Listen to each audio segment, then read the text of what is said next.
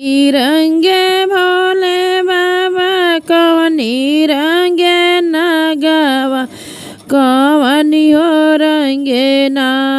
भोले बाबा के बाएलावा कवनी हो रंगे ना कवनी रंगे भोले बाबा कवनी रंगे नगवा कवनी हो रंगे ना भोले बाबा के बाएलावा कवनी हो रंगे ना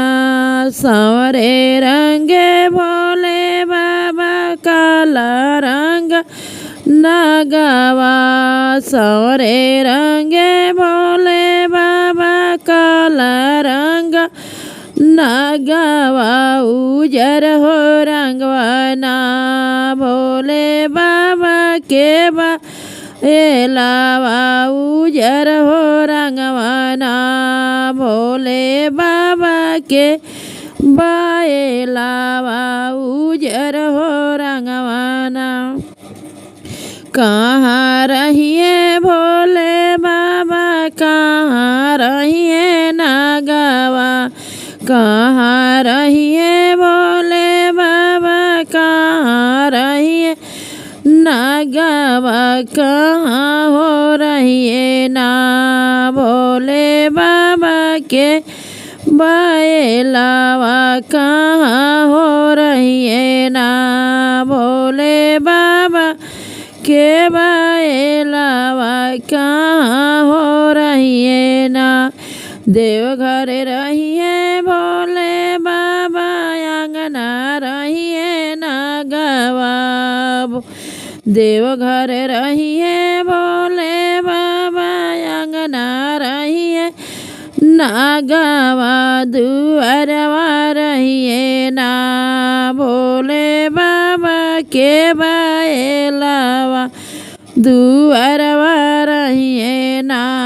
भोले बाबा के बाएलावा दुअरवा रहिए ना कहो खाइए भोले बाबा कहो खाइए नगवा कहो खाइए भोले बाबा कहो खाइए नगवा कहो खाइए ना भोले बाबा के बाएलावा कहो खाइए ना भोले बाबा के बाएलावा कहो खाइए ना